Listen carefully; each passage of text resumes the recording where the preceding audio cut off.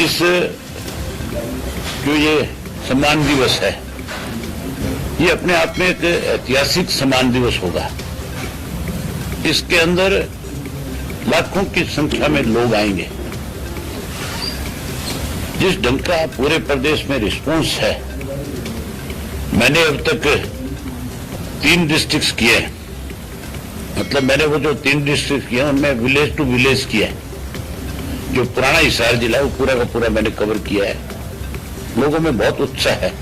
उसके अलावा चौटाला साहब में आज 22 के 22 जिले उनके कवर हो जाएंगे और उनके भी हर मीटिंग के अंदर कार्यकर्ताओं की संख्या जो हजारों में है, छोटी संख्या नहीं है। और बहुत उत्साह के साथ लोग जो है ये रिस्पांस कर रहे हैं कि हम बहुत बड़ी संख्या में आकर के न केवल चौधरी देवीलाल जी के प्रति अपने श्रद्धा सुमन अर्पित करेंगे, बल्कि एक मैसेज पूरे प्रदेश में हम देंगे, देश को एक मैसेज देंगे कि आने वाला समय जो है हरियाणा प्रदेश में इंडियन नेशनल लोकदल पार्टी का है। इसमें हमने विशेष रूप से जिन लोगों को निमंत्रण दिया है जो इसमें आएंगे, उनमें महाराष्ट्र के जो है भूतपूर्व चीफ मिनिस्टर हैं शरद पवार साहब, जो राष्ट्रीय स्तर के बड़े नेता हैं, आज जो है उनकी एक अपनी अलग पहचान है, वो आएंगे। उसके अलावा मुख्यमंत्री बिहार के जो है नीतीश कुमार जी, वो भी आएंगे। जिन लोगों ने हमारा निमंत्रण स्वीकार किया, मैं उन लोगों की सूची आपके सामने पढ़ करके बता रहा हूं। बाकी बहुत सारे लोग हैं जिनको हमने निमंत्रण भेजा है और मैं उम्मीद है उनकी कि वो लोग भी हमारे निमंत्रण को स्वीकार करेंगे और वो भी आएंगे। इसमें सरदार प्रकाश सिंह बादल है, पंजाब के पूर्व मुख्यमंत्री जी, और मेघालय के जो मौजूदा गवर्नर हैं सतपाल मलिक साहब जो हैं, वो भी इसमें आएंगे। और तेजस्वी प्रसाद यादव जो उप मुख्यमंत्री बिहार हैं, वो भी इसमें आएंगे। अखिलेश यादव जो है, उनसे भी बातचीत होगी, उन्होंने भी निमंत्रण स्वीकार किया, उन्होंने भी कहा कि मैं भी आऊंगा। उसके बाद फारूक अब्दुल्ला साहब जो जम्मू कश्मीर के एक्स चीफ मिनिस्टर, वो भी इसमें आएंगे। एन चंद्रबाबू नायडू जो, उनसे बात होगी, उन्होंने कहा कि मैं 20 तारीख को कंफर्म करूंगा आपको। उनकी अपनी थोड़ी सी व्यवस्थाएं हैं, इस करके उन्होंने कहा मैं 20 तक आपको बताऊंगा। मेरे को उम्मीद है कि वो भी आएंगे जरूर इसमें। उसके अलावा जो भूतपूर्व प्रधानमंत्री है कर्नाटका से हमारे देवगौड़ा, इस देश के, उनसे बात हो चुकी है, उन्होंने भी स्वीकृति दे दी है, वो भी इसमें आएंगे। हनुमान बेनीवाल जो राजस्थान से है, उनसे भी मेरी बातचीत हो चुकी है, वो भी इसमें आएंगे। उसके अलावा के चंद्रशेखर राव जो मुख्यमंत्री तेलंगाना है, उनके साथ भी टेलीफोन पे बात होगी। उन्होंने भी कहा है कि मैं एक आधे दिन में आपको बता दूंगा कि मैं आ रहा हूं, या मतलब मैं किसी अपने नुमाइंदे को भेज रहा हूं। इसी तरह उद्धव ठाकरे जो चीफ मिनिस्टर महाराष्ट्र के, मेरी उनसे पर्सनल बात हो चुकी है। उन्होंने भी ये कहा है कि मैं आपको एक आधे दिन में ही मेरा शेड्यूल सारा चेक करके बताऊंगा। मुझे पूरी उम्मीद है कि वो भी इसमें हर हालत में आएंगे। उसके अलावा हमने बहन ममता बनर्जी को भी इन्विटेशन दिया है। उनसे बात नहीं हुई, जैसे बात होगी आपको उसके बारे में भी बता दिया जाएगा। और भी कई साथी हैं जिनको हमने निमंत्रण दिया है जो इसमें शिरकत करेंगे। आप इस बात से अंदाजा लगा लें कि आज की डेट के अंदर जो है पूरे देश में एक बड़ी इस बात को लेकर के चर्चा है कि देश के अंदर भाजपा के खिलाफ जो विपक्ष के लोग हैं वो कहीं एकजुट हो।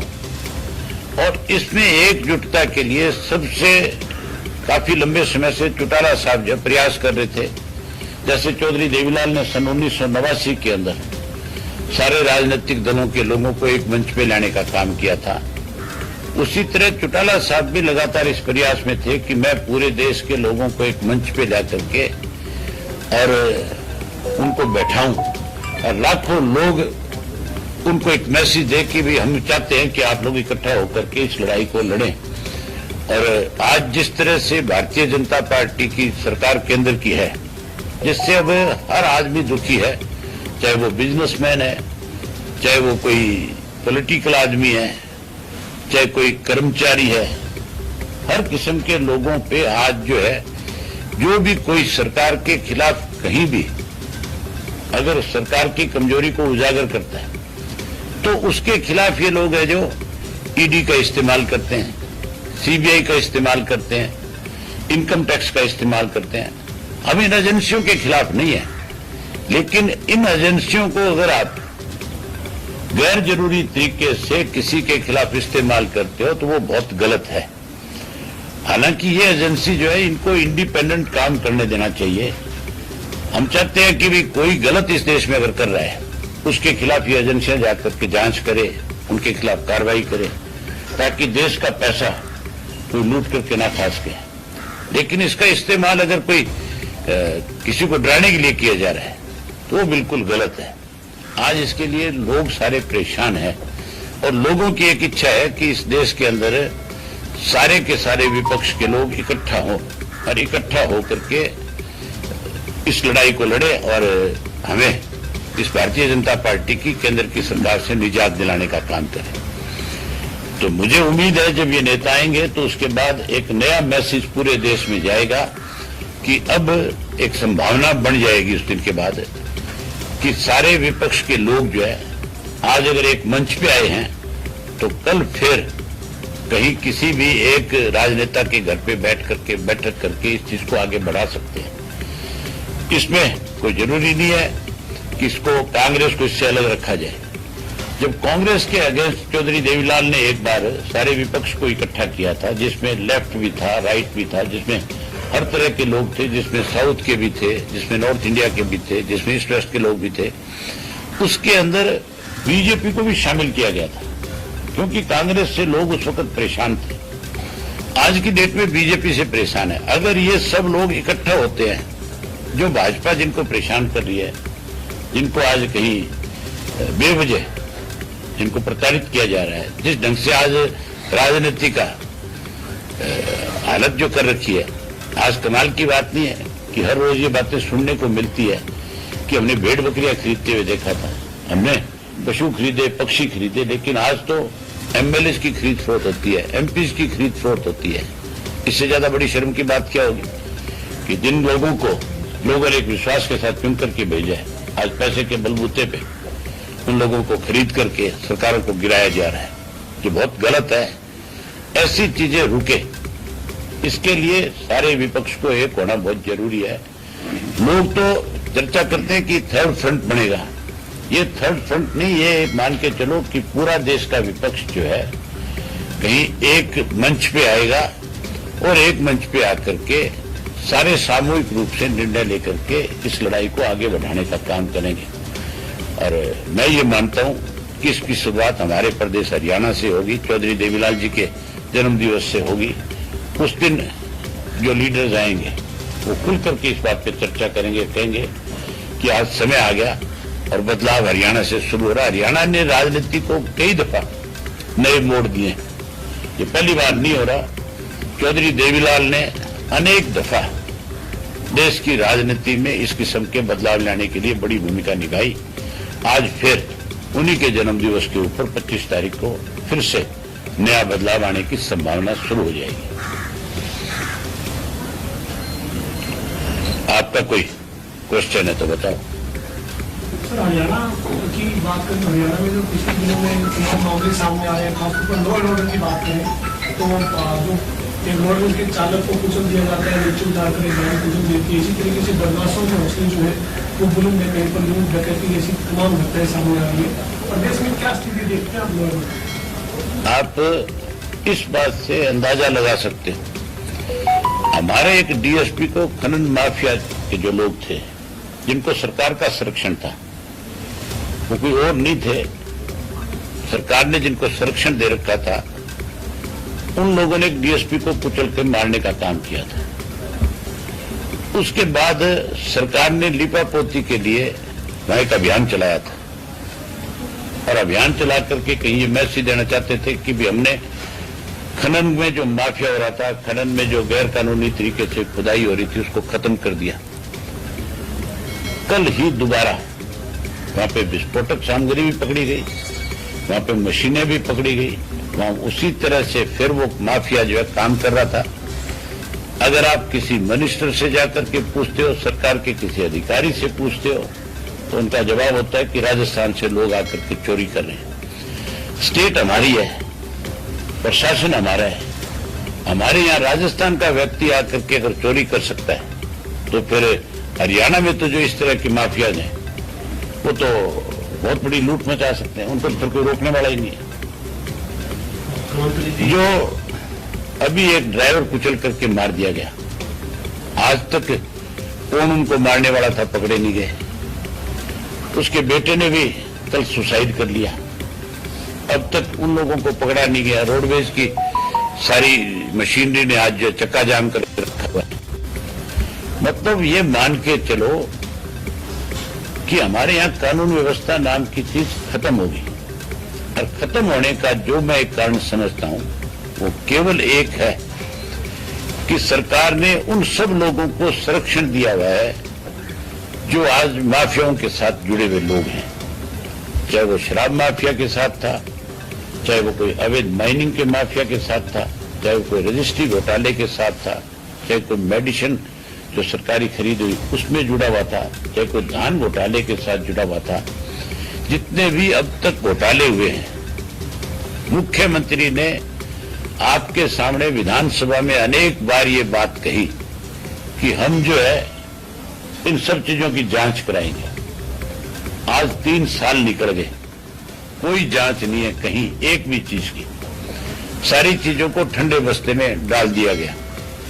सबसे पहली जांच जो है, आप इस बात से अंदाजा लगा सकते हो कि हमारा स्टेट का चीफ मिनिस्टर कितना सीरियस है इस स्टेट को बचाने में।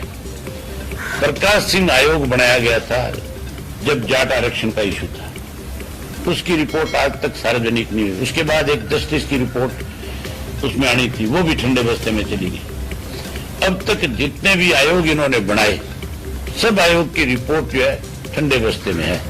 शराब घोटाले की जांच 3 बार अलग अलग एजेंसियों से हुई, तीनों में से एक भी एजेंसी की जांच जो है कहीं सार्वजनिक नहीं हुई, कहीं उन लोगों के खिलाफ कोई कार्रवाई नहीं हुई।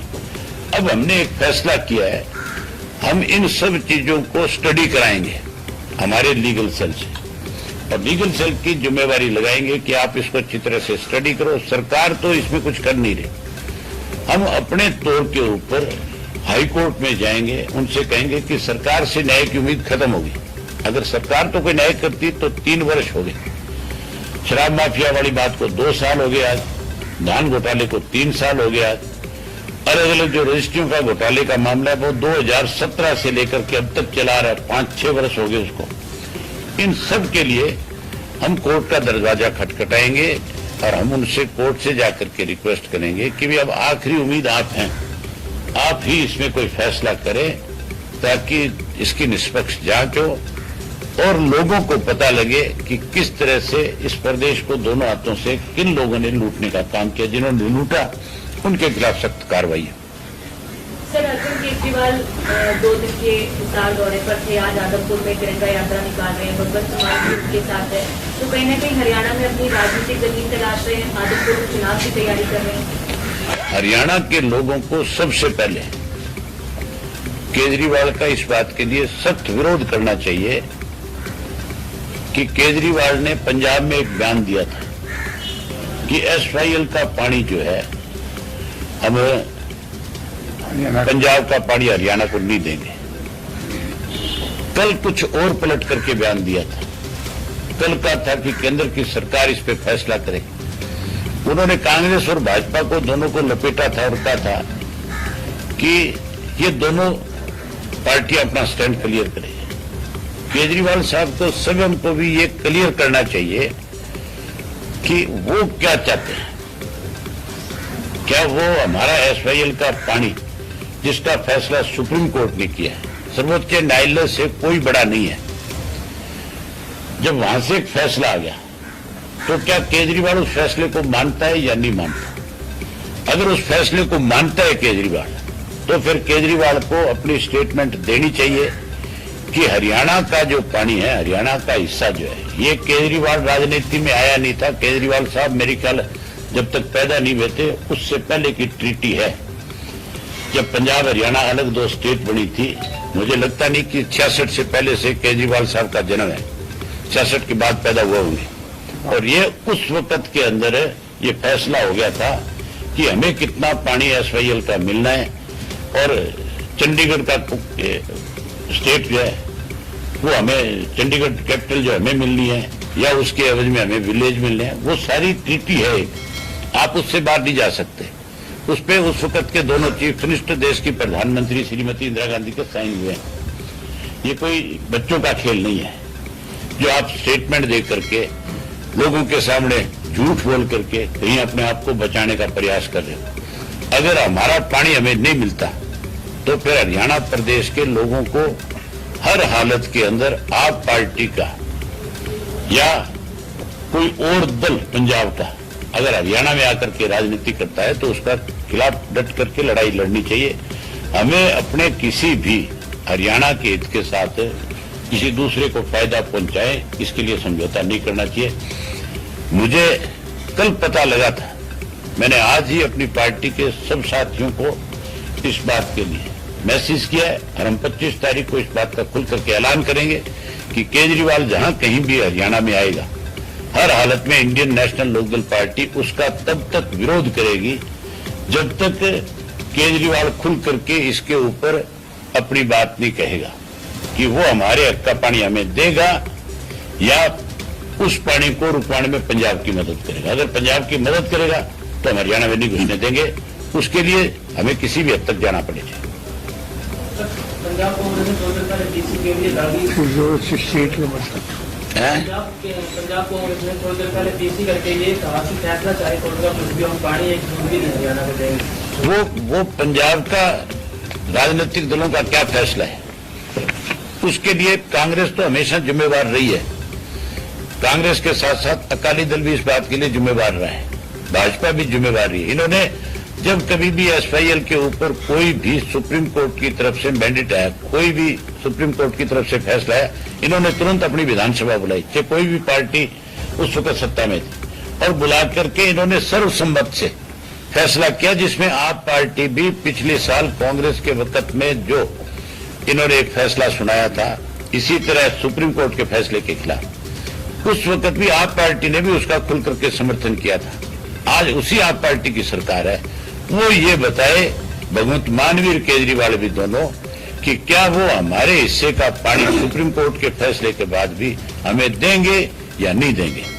अगर नहीं वो देते हैं पानी तो स्पष्ट करें कि वो पानी नहीं देंगे, फिर हम सुप्रीम कोर्ट से आग्रह करेंगे कि तो आपके फैसले को मानने को भी तैयार नहीं है। फिर तो केंद्र की सरकार को बहुत सख्त कदम उठाना चाहिए, और सख्त कदम उठा करके चाहे इनकी सरकार को सस्पेंड करना पड़े, बर्खास्त करना पड़े, हर हालत में सुप्रीम कोर्ट के फैसले को लागू करना चाहिए। 2019 जो 19 जनवरी की डेट दी है, उससे पहले केंद्र की सरकार को इसके ऊपर अपना फैसला जरूर देना चाहिए। सर, सीएम साहब आज मीटिंग ले रहे हैं सिक्योरिटी को लेकर, कुछ आप कहना चाहेंगे सर? अधिकारियों के साथ अगर बैठ रहे हैं, खासतौर से सिक्योरिटी के इशू को लेकर के ही, सुरक्षा कानून व्यवस्था के विषय को लेकर। किसकी सिक्योरिटी की बात करते हो आप? मैंने विधानसभा में इस इशू को लेकर के बहुत खुल करके बताया था भी किन किन लोगों को सिक्योरिटी आज स्टेट में दे रखी है, और जिन लोगों को सिक्योरिटी दे रखी है उसमें बकायदा लिखा हुआ है पीछे कि इनको थ्रेट है। मैंने विधानसभा में नाम लेकर के पूछा था भी इन लोगों को किन की थ्रेट है जिनको आपने सिक्योरिटी दे रखी है। अगर उनको थ्रेट थी, अगर है थ्रेट, तो फिर जिन लोगों से थ्रेट है आज तक उनके खिलाफ हरियाणा की सरकार ने क्या कार्रवाई करी? आज तक उन लोगों को पकड़ा क्यों नहीं? उन्होंने जिन्होंने थ्रेट किया है उनके खिलाफ सरकार ने क्या कार्रवाई करी है? पुलिस प्रशासन ने उसके खिलाफ क्या किया? चीफ मिनिस्टर ने उसके खिलाफ क्या एक्शन लिया? होम मिनिस्टर ने उसके खिलाफ क्या किया? जब हम ये बात पूछते हैं विधानसभा में, कोई जवाब नहीं इनके पास, ये मुंह फेर के बैठ जाते हैं। ये कोई जवाब देने की बजाय आपने मेरे जितने भी आज तक के विधानसभा के सरकार से पूछे हुए सवाल है उनमें से एक का भी जवाब सरकार की तरफ से नहीं आया। मुख्यमंत्री गोल मोल करके अपनी कोई छोटे मोटी शेरो शायरी करके, जैसे मुजाहरे में आए हुए लोग हैं उनको शेरो शायरी से राजी करके चलाने की कोशिश करते हैं। कानून व्यवस्था भी इसी है, कानून व्यवस्था। मैं कहता हूँ कानून व्यवस्था, इससे आपको स्पष्ट हो जाना चाहिए भी जिन लोगों को थ्रेट है आज तक उनको सरकार पकड़ नहीं पाई कि किन ने थ्रेट दी, उनके नाम नहीं बता पाई, फिर कानून व्यवस्था कहाँ रहेगी? फिर तो खत्म होगी कानून व्यवस्था। कानून व्यवस्था तो तब होगी ना जब कोई नाम किसी के सामने लाके दोगे आप, तब आप ये कह सकते हो कि भी हमने इन लोगों को पकड़ लिया, हमने इनके खिलाफ कार्रवाई कर दी। ये बात ठीक है, कोई किसी को थ्रेट कर सकता है, कोई किसी को टेलीफोन पे धमका सकता है, कोई फिरौती मांग सकता है, कोई कुछ कर सकता है, लेकिन पकड़ना काम सरकार का है। अगर कोई भी आदमी जुर्म करता है तो उसके खिलाफ सरकार को सख्त कार्रवाई करनी चाहिए। ये भी एक जुर्म है थ्रेट करना। उनके खिलाफ क्या कार्रवाई करी? कौन आदमी थे थ्रेट करने वाले? मुख्यमंत्री बताए, आज तक नहीं बता पाए। रजिस्ट्री मामलों में सरकार, इसका मतलब ये है कि जो हमारा गाढ़े खून पसीने की कमाई है, उस पैसे को अपने ऐशो आराम के लिए खर्च कर रही है लोग। इसीलिए आज हमारे ऊपर 3 लाख करोड़ का कर्जा है। और ये और कहता है मुख्यमंत्री, मैंने स्टेटमेंट सुनी थी उनकी, कि और भी अगर कर्जा लेना पड़ेगा आने वाले समय में प्रदेश के विकास के लिए तो और कर्जा ले लेंगे। इसका मतलब ये प्रदेश की सरकार को गिरवी रखेगा, छोड़ेगा नहीं। हैरानी की बात है, मानेसर की 1800 एकड़ जमीन जो सरकार ने रिलीज कर रखी थी किसानों की बहुत पहले से, उस जमीन को दोबारा एक्वायर के नोटिस दे दिए।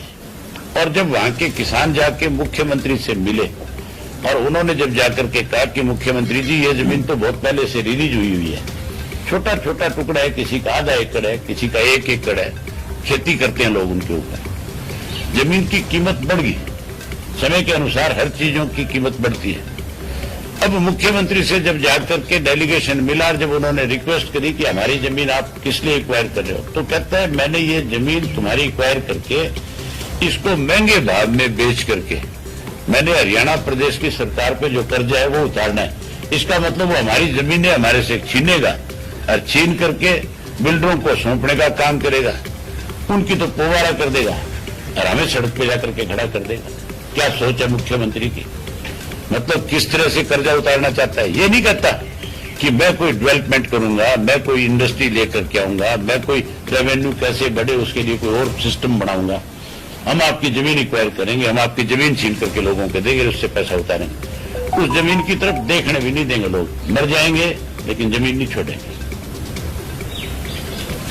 800 जो लोगों को सर माफ करने का एक विषय मीडिया में आया था, हालांकि सरकार कह रही कि अब हम कार्रवाई कर रहे हैं, लेकिन माफ करने की बात कुछ में सामने आई। ये उनको इसलिए माफ करना चाहते हैं कि अगर उनके खिलाफ कोई कार्रवाई हुई तो उन लोगों ने खुल करके बता देना है कि भी हमारे से किस तरह से दबाव में ला करके रजिस्ट्रियां कराई गई। ये रजिस्ट्रियां उन्होंने नहीं करी, ये रजिस्ट्रियां करवाई गई है ऊपर से प्रेशर डाल करके। मुझे याद है कोरोना काल के दौरान मुख्यमंत्री ने खुद हमारे सामने ये बात रखी थी कि जी कम से कम रजिस्ट्रियां तो हरियाणा प्रदेश में हो, इसके लिए हमें उसको इजाजत दे देनी चाहिए। जबकि पूरा देश बंद था, कोई काम नहीं चल रहा था, स्कूल बंद थे, कॉलेज बंद थे, इंडस्ट्री बंद थी, सरकार का कोई अधिकारी अपने ऑफिस में नहीं जा रहा था, सारे ऑफिस बंद थे, सारे कामकाज घर से बैठ करके चल रहे थे। उस वक्त के अंदर 2 चीजों पे जोर लगाया जा रहा था, शराब के ठेके खोल दो और रजिस्ट्रियां खोल दो। तो इसका मतलब लूट मचाने का एक साधन उस वक्त ढूंढ लिया गया था। अगर ये कोई इस तरह की माफी करेंगे, हम इस मामले को लेकर के कोर्ट जाएंगे हर हाल में।